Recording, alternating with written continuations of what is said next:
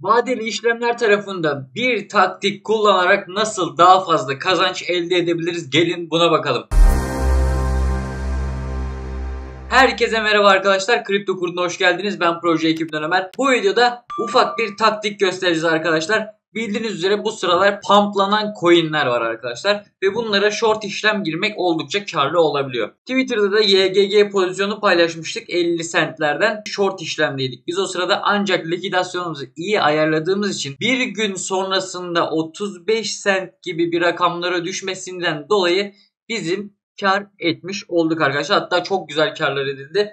GGG pozisyonundan binlerce dolar kazanan insanlar oldu arkadaşlar. Şimdi bu tarz pozisyonları bazı borsalarda taşırken zorlanabiliyoruz. Neden zorlanabiliyoruz? Çünkü fonlama oranından dolayı. Biz şimdi short işlem girdik mesela. Bazılarına YGG short işlemdeyken şu sebeple zarar etmiş veya neden kar edemediğini anlamamış olabilirler. Şu sebepten dolayı arkadaşlar fonlama ücreti var.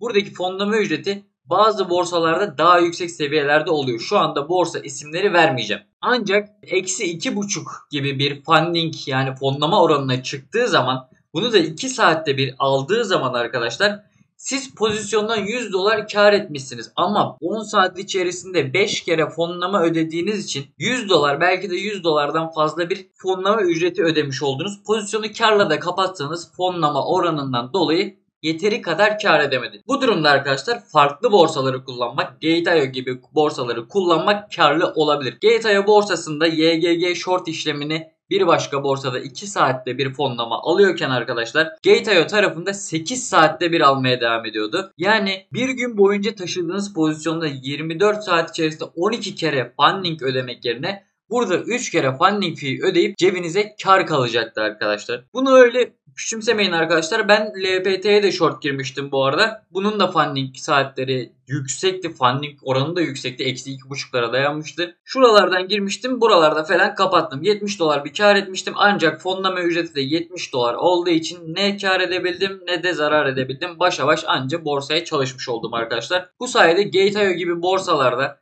fonlama oranı -2,5 olmayabilir.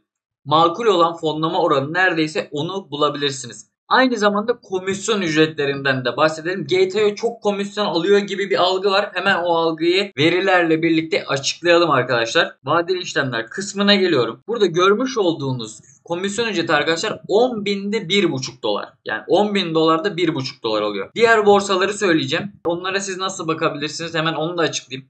Buraya Gate fee yazdığınız zaman arkadaşlar Google'a arama yerine bastığınız zaman sizi zaten Gate.io fee kısmına yönlendiriyor olacak. Aynı şekilde A borsası fee yazarsınız. B borsası fee yazarsınız Google üzerine. Oradan komisyon oranlarına bakabilirsiniz. Ben şimdi örnek olması açısından bir tane bilindik borsanın komisyon ücretlerini söyleyeyim. 10.000'de 2 arkadaşlar. Bir başka borsanın limit emir işlem ücreti 10.000'de 2. Piyasa emriyle işlem alırsanız da 10.000'de 4. Gate.io'da nasılmış? Limit emir 10.000'de 1.5. Piyasa emriyle 10.000'de 5'miş. Yani limit emirdeki komisyon oranı %25 daha düşük. Gate.io bu durumda daha avantajlı oluyor. Bunu neden anlatıyorum arkadaşlar? Çünkü bizim şu anda 1 milyon dolar ödül havuzlu bir kampanyamız var. O kampanya içerisinde komisyon ücretleri çok fazla dendi. Ancak tüm borsalardaki komisyon ücretleri neredeyse birbirine denk. Hatta Gate.io tarafındaki limit emir komisyonu diğer bilindik A, B, C borsalarından daha ucuza geliyor. Yine başka çok bilindik bir borsanın komisyon ücretlerini söylüyorum arkadaşlar. Limit emirde 10.000'de 2 alıyor. Piyasa emrinde 10.000'de 5 alıyor. Bu ilk örnekteki borsadan daha da fazla arkadaşlar. 10.000'de 2, 10.000'de 4 alıyordu. Bu 10.000'de 2 hem de 10.000'de 5 alıyor. Gate.io tarafında 10.000'de 1.5 limit emir. Piyasa emri de 10.000'de 5 arkadaşlar. Burada VIP seviyeleri var tabii ki. Onlara bakabilirsiniz. VIP seviyelerinde de bu işlem hacimlerine erişirseniz giderek azalmaya başlıyor zaten. 1 milyon dolarlık bir hacimin üstüne 3 milyona geçtiğiniz zaman hacimde limit emirle 10.000'de 1'e düşüyor arkadaşlar. Buradaki piyasa emirleri de 10.000'de 3.5, 10.000'de 3 gibi rakamlara kadar inebiliyor. Zaten hacim yaparak kazandığımız bir yarışma olduğu için kampanya detaylarını tekrar hatırlatalım. Sağ üstte çıkan kartlardan da bu videoya gidebilirsiniz. 1 milyon dolar ödül havuzu var. Her 1 milyon dolarlık işlem hacmi yaptığınız zaman arkadaşlar 80 dolar nakit çekilebilir para kazanabiliyor oluyorsunuz. Ne diyoruz? Gate.io tarafındaki limit emirde diğer borsalara nazaran %25 daha az komisyon indirimi ödüyorsunuz. Aynı zamanda da videonun açıklamalar kısmında bulunan linkten kayıt olursanız arkadaşlar şurada gördüğünüz gibi %30 da komisyon indirimli bir şekilde kayıt olmuş oluyorsunuz.